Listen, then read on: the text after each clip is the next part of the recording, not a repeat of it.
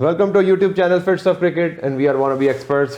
First test Lahore start हो गया है पाकिस्तान और न्यूजीलैंड का ख्वाजा साहब, और 2 दिन हो गए। कल हम हाजिर नहीं हो सके थे, लेकिन आज हम डिस्कस करेंगे कल किस तरह से मैच स्टार्ट हुआ और उसके बाद जो इनिंग्स बाबर आजम और सरफराज ने खेली।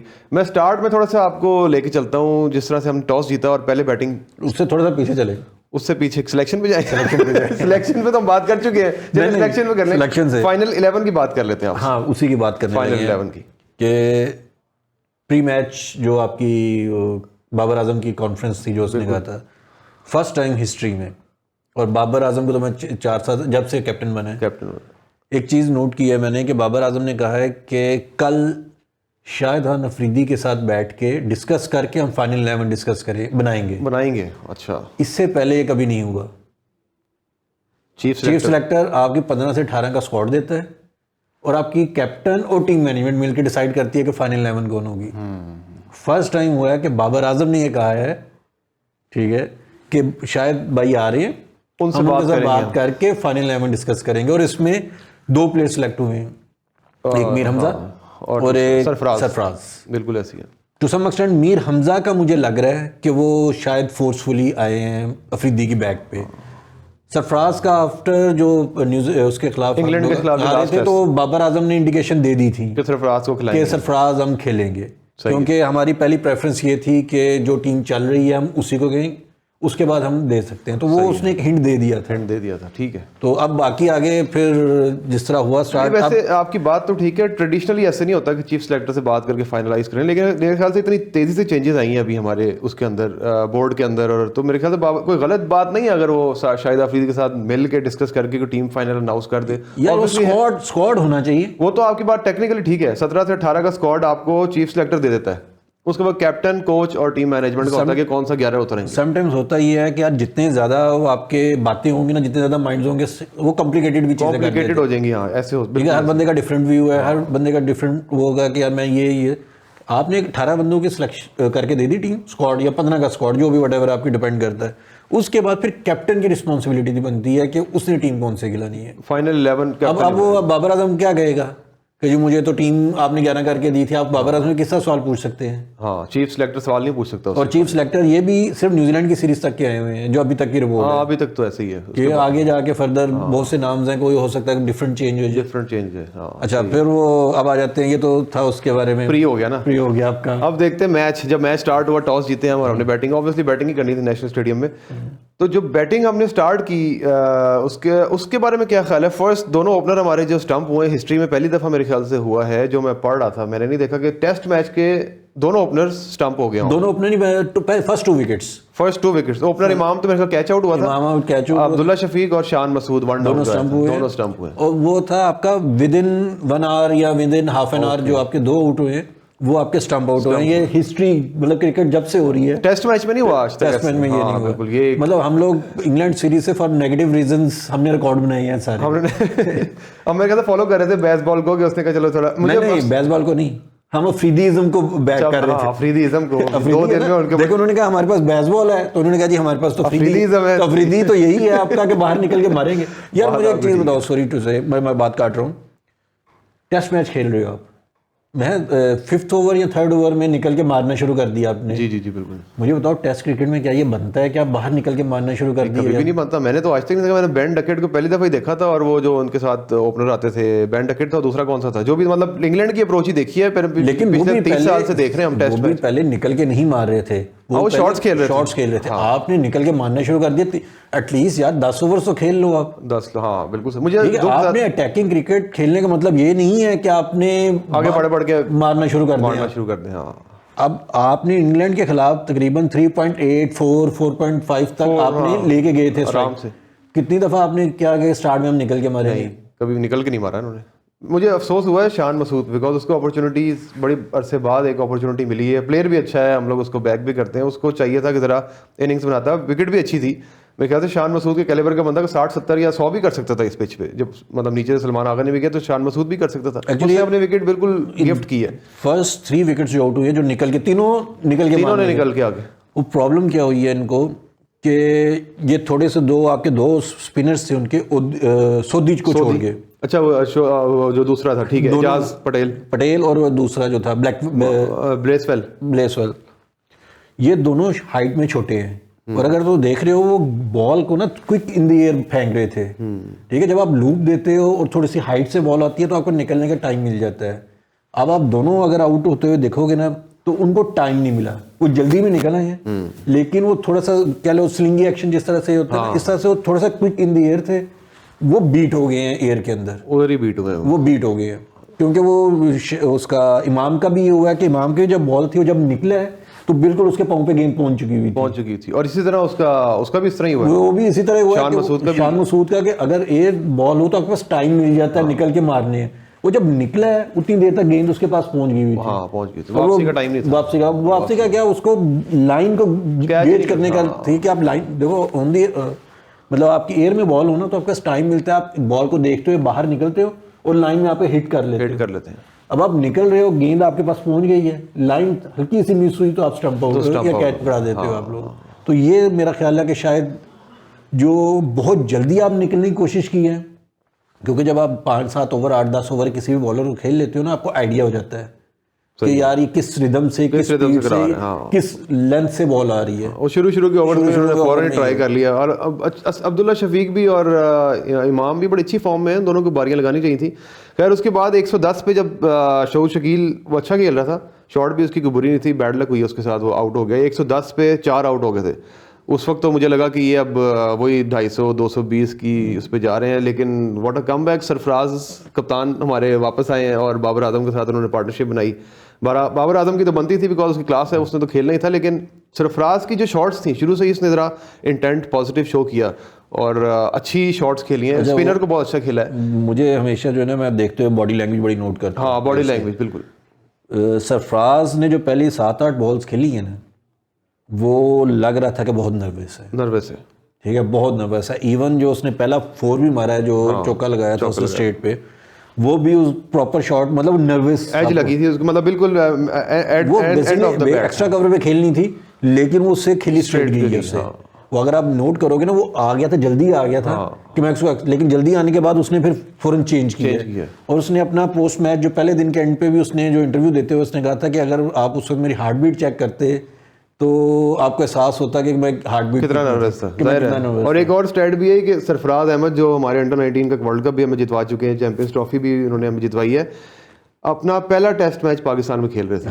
मतलब कितनी अनफॉर्चुनेट भी है, हमारे बीच में 10 साल का गैप आ गया। पहला टेस्ट मैच खेल रहा था अपने ही होम ग्राउंड उसमें नेशनल स्टेडियम कराची में खेल रहा था, तो उसके लिए बड़ी अच्छी है। और हमें बड़ा दुख हुआ कि वो 100 कर जाता, 87 तो कर गया था, तो वो बड़ा अच्छा। लेकिन द मोमेंट उसको पहले उससे 10-15-20 स्कोर कर लिए हैं सरफराज ने, तो Sarfaraz all together different player नजर है। वो अपना वो रिदम वाला प्लेयर नजर है। ऑब्वियसली यार देखो इतने सालों के बाद, और प्रेशर आप पे होगा कि आप टीम से बाहर बैठे और सडनली जब उसने 15-20 स्कोर कर लिया, उसके बाद सरफराज आपको डिफरेंट नजर आना शुरू हुआ। और ये इस तरह की पिचेस सरफराज को ज्यादा सूट करती हैं। सही है, ठीक है, जहाँ पे स्पिनर्स को स्वीप मार सकता है। मैंने यही चीज देखा है कि स्पिनर्स को बहुत अच्छा खेला है। मैंने नहीं देखा ऐसे, बाबर आजम तो स्पिनर्स को सही खेल लेता है, लेकिन मैंने और किसी प्लेयर को इस तरह इतनी बेहतर तरीके से, शकील के अलावा ये सरफराज वाहिद प्लेयर है मैंने देखा उसको बड़े ज़बरदस्त तरीके से, वो स्वीप भी खेल रहा है और वो बैक फुट पंच भी मार रहा है, बड़े अच्छे उससे शॉट स्पिनर्स को बहुत अच्छे खेले हैं। लेकिन सॉरी टू से, जो मैंने 2 दिन अभी हो गए टेस्ट खेलते देखते हुए, अगर आप क्वालिटी ऑफ क्रिकेट देखें वो इंग्लैंड के पास भी नहीं है। जो क्वालिटी ऑफ क्रिकेट इंग्लैंड के बॉलर्स ने दी है ना, तीनों ने पाकिस्तान के अगेंस्ट, इन विकेट्स पे स्पिनर्स ने, जेम्स एंडरसन ने, इवन लीच ने बहुत अच्छी बॉलिंग की है। ये स्पिनर्स उस क्वालिटी के नहीं हैं। ये स्पिनर्स थे, नाम तो बड़े हैं, एजाज पटेल, देखो नाम तो बड़े हैं, लेकिन किस तरह से आपने उस सिचुएशन पे कैपिटलाइज करना है, यूज करना है, वो बॉलर्स पे डिपेंड करता है। आपको इंग्लैंड की सीरीज में जब भी आप देखें, उन्होंने बहुत साइंटिफिकली खेला है उसको, किस ओवर में किस जगह किस बॉलर को लेके आना है। रिवर्स स्विंग हल्की सी हुई है, मैंने फास्ट बॉलर्स को लेके आना है, मैंने बैट्समैन को ट्रैप किस तरह से करना है। अब वो भी आपको शॉर्ट पिच बॉलिंग करवा रहा था, ये वैगनर और दूसरे। आपका एक भी प्लेयर मेरा नहीं ख्याल शॉर्ट पिच पे आउट हुआ है। हाँ, कोई आउट नहीं हुआ। इंग्लैंड के खिलाफ कितने शॉर्ट पिच पे आउट हुए हैं, काफी आउट हुए, कीपर के पीछे लेग पे वो पकड़ाते रहे, इधर तो बड़े आराम से स्कोर किया उन्होंने। तो वो टू सम एक्सटेंट वो क्वालिटी नजर नहीं आई जो आपको इंग्लैंड के अगेंस्ट नजर आई? बेन स्टोक्स की कैप्टनसी में और टीम सऊदी मेरे ख्याल से पहली दफा कैप्टन बने और मुल्क से बाहर पाकिस्तान जैसी उनको असाइनमेंट मिल गई है, तो मेरे ख्याल बॉलर्स भी नहीं है ना, देखो वो बॉलर्स भी नहीं है, वो सारे 120 से लेके 130-32 तक। वैगनर बेचारा वो अच्छा बॉलर है, इंग्लैंड में देखा उसको बड़ी अच्छी बॉलिंग कराता है, लेकिन 130-125 पे वो करा रहा था उसको। उधर से आप दूसरे एंड पे देखते हैं तो रॉबिन्सन 135 38 तक, 148 150 पे भी टच कर रहा था। इवन एंडरसन कभी-कभी 135 138 कर रहा था। वो एक पेस का डिफरेंस था, उस पे फिर बाबर आजम और सरफराज ने कैपिटलाइज किया। और बाबर की इनिंग को किस तरह से रेट करते हो कि बाबर पे एक ह्यूज प्रेशर था? बहुत प्रेशर था, एज अ कैप्टन प्रेशर था, 3-0 बल्कि 4-0 हो गया था उसके बाद वो कैप्टनसी। मेरे ख्याल से वो अपनी देखें, लोग जो उसकी कैप्टनसी पे क्रिटिसाइज करते हैं ना, मैं भी शुरू से करता था, अभी भी करता हूँ उसकी, अगर वो एज अ बैट्समैन चले ना तो ये 160s 170s कुछ नहीं है। ये वाहिद प्लेयर है इस एरा का जो ये हर टेस्ट सीरीज में 200 भी मार सकता है, 300 भी मार सकता है, और ये 2-2 3-3 दिन खड़ा हो सकता है। उस बेचारे में प्रेशर बड़ा होता है, अब क्या मैंने इतना कर लिया, अब आगे बॉलिंग किसको देनी है, बैटिंग किसको देनी है, क्या करना है क्या नहीं करना। जो क्रिटिक्स उस पर क्रिटिसाइज कर रहे हैं, मेरे ख्याल से उनको भी हम एकदम से इग्नोर नहीं करना चाहिए, सोचना चाहिए। मैं आपको एक और बात बता दूं कि अब जो थिंक टैंक आ रहे हैं नया, खबर है ये भी एक, अब आप देखें मिकी ऑर्थर की तो आपने बताई थी कि वो तो आ रहे हैं, चांसेस हैं। और मिकी ऑर्थर के साथ साथ जो एक और खबर है, वो उसको आप किस तरह गेज करते हैं, वो ये है कि टेस्ट तो नहीं, क्योंकि टेस्ट हमारे पास न्यूजीलैंड के बाद टेस्ट थोड़ा लेट आएगा, T20 और ODI में शादाब खान मिकी ऑर्थर के साथ नजर आ रहा है एज अ कैप्टन। और ये रिसोर्सेज मुझे 1-2 रिसोर्सेज से पता चला है। आई डोंट थिंक सो कि मुझे ये सही ना हो, क्योंकि बाबर आजम को भी कंटिन्यू करना चाहिए, लेकिन वो एज अ एग्रेसिव प्लेयर है और वो उसकी अप्रोच एग्रेसिव है, वो ज़्यादा बेहतर तरीके से प्रेशर को हैंडल करता है, डिसीजंस बेहतर करता है। ये सुनते हुए शाहिद आफरीदी और सर्कल और नजम सेठी वाले सर्कल से ये बात आ रही है कि शायद शादाब खान को अब कैप्टनसी का। शादाब खान की इन्होंने कहाँ पे देखी है? PSL में देखी है कैप्टनसी। अब ये आप बताएं, PSL में देखी होगी और तो कहीं कैप्टनसी की नहीं? PSL में जब अंडर द शादाब जब कैप्टन था, कितनी दो साल उसने कैप्टनसी की है क्या? दोनों साल वो जीते हैं? नहीं जीते कब नहीं, एक दफा इमाद वसीम तो शाहीन अफरीदी, मतलब लाहौर। मैं वही कह रहा हूँ अगर आप बाबर को ये कह के रिप्लेस कर रहे हैं कि जी ये बहुत अच्छा कैप्टन है, अटैकिंग कैप्टनसी करता है, चीज़ें करता है, तो फिर आप बताएं फाइनल कितने 2 सालों में फाइनल में पहुंचे वर्ल्ड कप के? नहीं, शादाब क्या PSL के फाइनल में पहुंचा? नहीं, शादाब PSL वो मेरे ख्याल से जो अप्रोच लेके आ रहे हैं कि उसकी अप्रोच बहुत ज्यादा एग्रेसिव है और वो ऑन ग्राउंड डिसीजन ज्यादा बेहतर कर लेता है। मुझे तो नहीं पता, मैंने तो खबर सुनी है तो मैं आपसे डिस्कस कर रहा हूं। नहीं, चांसेस हैं इस चीज, चांसेस हैं बिल्कुल, मैं इसको डिनाई नहीं कर रहा, लेकिन मैं तो काउंटर क्वेश्चन पूछ रहा हूं ना कि आप जिसको लेके आ रहे हैं उसका विनिंग रेशियो क्या है? वो तो मेरे ख्याल से 2 मैच खेला है, वो दोनों ही हारा है शायद T20 में। वो ऑब्वियसली वो कैप्टन तो नहीं था, वो बाबर आजम बाहर बैठा था, वो 2 खेला है, एक अभी बीच में खेला, लेकिन देखते हैं इसको। बाबर का जो मुझे नजर आता है 160, मेरा नहीं ख्याल कि इतना प्रेशर बाबर ने पहले कभी लिया है जितना इस मैच पे लिया उसने। देखो एक तो 4-0, सेकेंडली मैनेजमेंट चेंज, सारी आवाज़ें आनी शुरू हो गई। उसके बाद एक और चीज़ आप नोट करना कि बाबर ने जब सेंचुरी की है तो बाबर यूजुअली एग्रेसिवली जंप मार के उसको सेलिब्रेट करता है, चीज़ें करता है। बाबर ने जब सेंचुरी किया तो बाबर के फेस एक्सप्रेशन नोट कीजिएगा, दोबारा हाईलाइट में देखिएगा, बाबर ने सिर्फ ऊपर करके बैठ करके एग्रेसिव नहीं हुआ वो, और उसके चेहरे से लग रहा था कि बहुत ज़्यादा इंटेंस था। मुझे जो सिर्फ एक इशू नजर आया, मतलब हाई क्लास बाबर जो जिस तरह उसने इनिंग खेली है, बिल्ड किया, और सरफराज ने इवन कहा है कि मेरे पे इतना प्रेशर था, मुझे बाबर ने सपोर्ट किया कि यार उधर के आप कर लेंगे, ये है बैकअप। उसके बाद क्या हुआ कि जो मुझे बाबर से इशू ये नज़र आ रहा है, जो मैं उसकी वीकनेस देख रहा हूँ कि बाबर बहुत अच्छा स्कोर कर रहा है, जब वो ब्रेक के बाद आता है या नेक्स्ट डे जाता है तो पहले 4 to 5 ओवर्स के अंदर बाबर आउट हो जाता है। पिछले 4 इनिंग्स में तो ऐसे ही हो रहा है। उसके बाद 3 से 4 इनिंग, 1-2 पहले भी इसने 100 112 ये नॉट आउट था, नेक्स्ट डे आया, फर्स्ट 2 ओवर्स के अंदर वो आउट होकर चला गया, बड़ी कैजुअल। अब मुझे नहीं लगता कि शायद वो वही कॉन्फिडेंस लेके आता है अगले दिन और कैजुअली खेल जाता है। मैंने इंग्लैंड के अंदर भी ये देखा था कि इंग्लैंड में 62 पे बहुत अच्छा खेल रहा था और सडनली वो, मतलब आपकी बारिश हुई, ब्रेक हुई, 2 घंटे के बाद दोबारा आया और विकेट थ्रो करके चला गया। बाबर को इन चीज़ों पे वर्कआउट करना चाहिए कि यार मेरे पास ये अपॉर्चुनिटी थी, मैं 200 कर सकता था, 161 किया हुआ था, आराम से कर सकता था। शायद वो दोबारा से जब आता है तो वो कंसंट्रेशन, वो चीज़ नहीं कि उसके माइंड आपकी सिचुएशन चल रही है, मैंने 160 किया है, मैंने 100 कर लिया या मैंने 50 कर ली है, तो आप वही यूजुअली लेके आते हैं रिदम के मैं उसी पे आऊँगा। लेकिन एवरी डे जो आपका वो डिफरेंट डे होता है, आपको दोबारा से मोमेंटम बनाना पड़ता है। 196 रन की पार्टनरशिप बाबर आजम और सरफराज अहमद के दरमियान बनी, वहाँ से मैच बना दोबारा। 110 पे हमारे 4 आउट हो गए थे। उसके बाद जब ये आउट हो गया, फिर बाबर, सुबह हमारी अर्ली विकेट्स गिरी हैं। और सलमान अली आगा को कैसा रेट करेंगे ख्वाजा साहब, क्योंकि सलमान अली आगा ने, मैं उसको इनिंग्स तो एक तरफ उसकी अच्छी, बहुत अच्छी खेली, 100 किया तो इनिंग्स तो अच्छी खेली होगी। वो इस कैलिबर का लड़का है कि नंबर 9वें 10वें 11वें के साथ आखिरी 30-35 बना सकता है।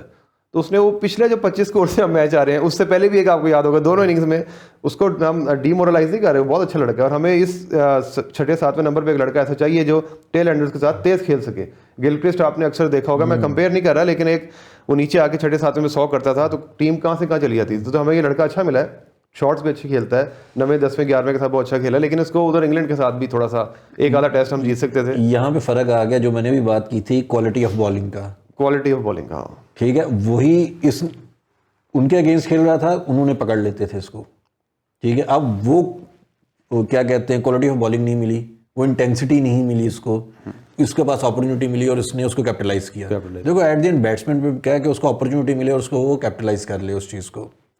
सलमान अली आगा, ठीक है, मुझे अपने थोड़े से तहफ़्फ़ुज़ात हैं उस पर, मुझे लगता है कि शायद उस कैलिबर का प्लेयर नहीं है कि वो फवाद आलम की जगह, हाँ जगह उस जगह आता है। लेकिन 250 एक अच्छी चीज़ ये है कि जो उसका पहला मैच था उसमें मेरा ख्याल है सेकंड इनिंग में उसने 50 की थी, इंग्लैंड के खिलाफ 2 से 3 50s की हैं, 3 की है, 3 की है। अब उसने 100 किया उसने न्यूजीलैंड के खिलाफ, तो वो कन्वर्ट कर रहा है अपने स्कोर्स को, बैटरमेंट की तरफ आ रहा है। और उसमें से सारी की सारी 50s उसकी टेल एंडर के साथ हैं मोस्टली। ये एक अच्छा और पॉजिटिव हमारे लिए एक अच्छा साइन है, पाकिस्तान के लिए एक अच्छा साइन है कि वो टेल एंडर के साथ उसने स्कोर किया। बिल्कुल ऐसी है। आप मुझे बताएं कि बाबर आजम 2500-2600 स्कोर किया इस साल, वर्ल्ड रिकॉर्ड है ये भी है कि एक साल में इतना स्कोर किया है। 8 या 9 सेंचुरियाँ मुझे याद नहीं इस साल की, 4 तो अभी टेस्ट की हैं और 3 इसकी हैं ओडीआई की, और 2 मेरे ख्याल से उसकी हैं T20s की। तो 8 या 9 सेंचुरीज, ये भी एक रिकॉर्ड है कि 9 सेंचुरीज। रिकी पॉन्टिंग का इसने एक रिकॉर्ड तोड़ा है 25 50s इस साल एज अ कैप्टन। तो वो 2-3 रिकॉर्ड्स बाबर आजम के नाम आए, वो तो रिकॉर्ड्स बना रहा है। देखें वो बहुत बड़ा बैट्समैन है, वो उससे ज़्यादा भी रिकॉर्ड अगले साल वो, और उससे अगले साल और रिकॉर्ड्स बनाएगा। क्या उसकी ये परफॉर्मेंस हमारी टीम को लेके चल रही है साथ? हमारी टीम जीत नहीं रही है, हमारी टीम 4-0 से आ रही है, लेकिन बाबर आजम के रिकॉर्ड्स आपके सामने इस साल जितने रिकॉर्ड्स उसने बनाए हैं, मेरा नहीं ख्याल कि किसी भी कैप्टन ने पिछले 8-10 सालों में बनाए होंगे। कोहली और फैब 4 को ले लें आप, फैब 4 भी नज़दीक नहीं आते इसके जो रिकॉर्ड्स ये बनाता जा रहा है। हमें खुशी इस बात की भी है, लेकिन इसकी मुझे एक परफॉर्मेंस लास्ट बता दें बाबर आजम की, जिसकी बेसिस पे हम टेस्ट, ओडीआई या T20 जीते हों सिंगल हैंडेडली। विराट कोहली को आप देख लें, पाकिस्तान के खिलाफ T20 में उसने मैच जितवाया। स्टीव स्मिथ, मैं आपको गिनती बता, न्यूजीलैंड के खिलाफ जो सरफराज की कैप्टनसी में लास्ट उसने सेंचुरी की थी, अभी भी हमें याद है, हम खुश होकर कहते हैं जब बाबर आजम ने न्यूजीलैंड से वो मैच जितवाया था। मैं फिर भी क्रिटिसाइज नहीं कर रहा उसको, हम बड़ा बैक करते हैं, लेकिन मैं कह रहा हूँ कि एज अ प्लेयर बहुत अच्छा है, लेकिन एज अ कैप्टन उसने कोई एज सच कोई इनिंग्स नहीं खेली जो सिंगल हैंडेडली ले गया हो। तो देखो वो हम थोड़ा सा ज़्यादा क्रिटिकल हो जाते हैं इस चीज़ पे। ठीक है, बाबर में ये है कि लास्ट मोमेंट पे आके क्लैप्स कर गया समटाइम्स चीज़ों पे, लेकिन उसकी पिछले बहुत अच्छी इनिंग्स है। लाइक अभी ऑस्ट्रेलिया जब पाकिस्तान में आई थी उसने 2 सेंचुरीज की हैं, 196 भी किया था सेकंड। ओडीआई की अभी मैं बात कर रहा हूँ, ओडीआई में 3 मैचों में 2 सेंचुरीज उसने की। उसके बाद इंग्लैंड में 100 करके चेस किया था 4th या 5th T20 जो था लाहौर में ही, कराची में चेंज हुआ, कराची में जो वो T20 का था उसमें दोनों ने। ठीक है, साउथ अफ्रीका के खिलाफ उसने सेंचुरी करके वो चेस किया था स्कोर, वो ठीक है, लेकिन हम T20 ओडीआई टेस्ट में ज़्यादा समझ में आती है ना कि एक सिंगल हैंडेड टेस्ट में कर ले। टेस्ट में मुझे लगता है कि कम मैच जिता के बाबर ने अपॉर्चुनिटी ज़्यादा लूज की हैं। मतलब वो शायद 3 या 4 मैचेस जिता सकता था जो उसने अपॉर्चुनिटी लूज की है इसी साल के अंदर। आप कह रहे हो इसी साल के अंदर, बिल्कुल सही है, बिल्कुल इसमें तो वो मैं एग्री करता हूँ। लेकिन हाँ यार, बहुत ज़्यादा क्रिटिसाइज भी नहीं होना चाहिए, करना चाहिए कि अब प्रॉब्लम क्या हो गई है कि बाबर आउट हो जाता है तो आपकी पूरी टीम क्लैप्स कर जाती है। ये हम बड़े अरसे से बात कर रहे हैं, ये सारे टेस्ट। अब यही अगर आप अर्ली 90s का इरा देखें इंडिया का, तो तेंदुलकर के साथ यही चीज़ हो रही थी कि तेंदुलकर स्कोर करता था, 100 करता था, इंडिया के चांसेस ज़्यादा होते थे ज़्यादा। द मोमेंट तेंदुलकर आउट हुआ है, उनसे भी 35 या 25 नहीं हो सका था पाकिस्तान के खिलाफ 98-99 में जब पाकिस्तान ने टूर कलकत्ता का जो टेस्ट मैच था फेमस, हाँ वो आराम से जीत रहे थे टेस्ट मैच। जैसे तेंदुलकर आउट हुआ तो 5 विकेट गिर गई, गिर गया। ऐसे ही है। तो मुझे लगता है तो सम एक्सटेंट वही हाल बाबर के साथ भी हो रहा है उस चीज़ पे। पाकिस्तान ने स्कोर कर लिया 400 प्लस, आपका अच्छा स्कोर था, टोटल था, उसके रिस्पॉन्ड में न्यूजीलैंड ने जो बैटिंग की है। सर मैं 47 ओवर्स में मेरे ख्याल से 166 कर चुके हैं अब तक, और टॉम लैथम और कॉनवे, मुझे दोनों देखें बैट्समैन उनके ग्रेट हैं, उसमें तो कोई डाउट नहीं है। मुझे लग रहा था कि शायद इब्रार और नुमान जो है इनको फंसा लेंगे। मीर हमजा ने जो बॉलिंग की है वो अच्छी की है, 7 ओवर्स की हैं, 7 ओवर में आप किसी को जज नहीं कर सकते। और दूसरी चीज़ 7 ओवर्स की हैं, और जो पहला स्पेल था 3 ओवरों का था, उसके बाद उसको हटा दिया उसने। उसके बाद अब 3 ओवर का स्पेल जो बंदा दोबारा कम बैक कर रहा है, उसको आप बताएं यार, चलो हो सकता है वो बाबर स्पिनर्स को लाना चाह रहा हो, उस वक्त मैंने ये नहीं कह रहा, लेकिन जब लास्ट आखिरी जब खत्म होने वाला सेशन था, उस वक्त बाबर आजम खुद आके बॉलिंग कराना शुरू हो गया। उस वक्त चाहिए था मीर हमजा को लेके आता, उससे कहता है रिवर्स की कोशिश कर, 3 ओवर करा, तुझे मैं 3 ओवर देता हूँ, उसमें रिवर्स मार और इनको फंसा थोड़ा बैट्समैनों को। क्योंकि उससे मैंने 7 ओवर में देखा आखिरी अगली जो उसका दूसरा स्पेल था, उसमें 2 अपीलें भी की हैं उसने, तो जान मार रहा था लड़का। अब जाहिर है इतने अरसे बाद कम बैक किया उसका। अब सरफराज जैसा बंदा जो कैप्टन है, वो जब टेंशन में था, तो वो तो अभी लड़का छोटा है ना, तो अभी इसको जज नहीं करना चाहिए हम लोगों को, हमें उसको सपोर्ट ही करना चाहिए मेरे ख्याल से। अभी कल इंशाल्लाह वो अगर उसको लंबा स्पेल देता है, बाबर को चाहिए। देखिए हम टेस्ट मैच देख रहे हैं 90s से, हमें 25-30 साल टेस्ट मैचेस देखते हुए हो गए। ये डेड विकेटें वसीम वकार को भी मिलती थी, डोनाल्ड को भी मिलती थी, सबको मिलती थी। वहाँ पे कैप्टन कहता है कि आप लंबा स्पेल कराओ, लंबा स्पेल कराओ, और ज़रा इसको आगे ऑफ पे दो, इन स्विंग कराओ, आउट स्विंग कराओ, और इसके साथ खेलो बैट्समैन के साथ। तो बॉलर ऐसा है जो खेल सकता है। मैं उस पर वो बाबर के अगेंस्ट ना चली जाए बात, वैसे मैं जनरल बात कर रहा हूँ। किसी भी बॉलर को हीरो या ज़ीरो बनाने में कैप्टन का बहुत बड़ा हाथ होता है, बड़ा किरदार होता है। ठीक है, आप उसको किस सिचुएशन में ला रहे हो, किस कंडीशन में, और कितना उसको सपोर्ट कर रहे हो। हल्की सी रिवर्स स्विंग हो रही है, आप ले आओ बाबर को, उसको मीर को, और कहो कि यार मुझे करके दो, मैं तुम्हें ये 7 ओवर दे रहा हूँ। हाँ बिल्कुल ऐसी है। तुम्हें 7 ओवर में 7 की एवरेज से भी पड़े, उसको डजंट मैटर, मुझे 2 आउट करके दो। हाँ तो मुझे 2 आउट कर, ठीक है। अब आप अगला बंदा 200 पे सपोज खेल रहे हैं या 150 पे खेल रहा है, और आप उसको ले, और जहाँ पे बॉल ना मूव कर रही है ना कुछ कर रही है, वो आपको 10 अगला मार देता, तो आप कहेंगे यार इससे तो स्कोर नहीं हो सका। हाँ स्कोर नहीं हो सका, बिल्कुल ऐसे। तो वो टू सम एक्सटेंट बाबर को ये चाहिए। देखो मीर हमजा टैलेंट है, चीज़ें हैं, थोड़ा सा सपोर्ट करे उसको, सपोर्ट करे उसको, मेरा ख्याल है डिलीवर कर जाएगा वो। डिलीवर का मैच का जो अभी तक लग रहा है कि शायद ड्रॉ की तरफ जा रहा है, लेकिन मुझे लग रहा है कि इसका रिजल्ट निकल आएगा। ये 4th और 5th डे जाके ये पिच अनप्लेबल हो जाएगी मेरे ख्याल से। अगर न्यूजीलैंड को अंडर 400 हम इसको कर देते हैं किसी तरीके से, अभी तो नहीं लग रहा, लेकिन अगर अंडर 400 समथिंग, अगर हम 30-35-40 रन की लीड भी ले लेते हैं और फिर 200 कर जाते हैं, तो इस पिच पे मेरे ख्याल से 250 अगर आप दे दें आखिरी दिन और लास्ट सेशन, तो 250 जरा मुश्किल।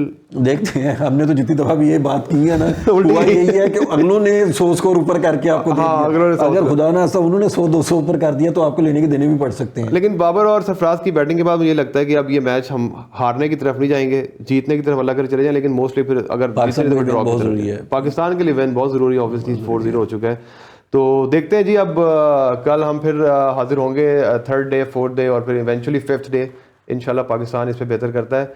और आप हमें राय ज़रूर दीजिएगा। देखते रहिए फिट्स ऑफ क्रिकेट।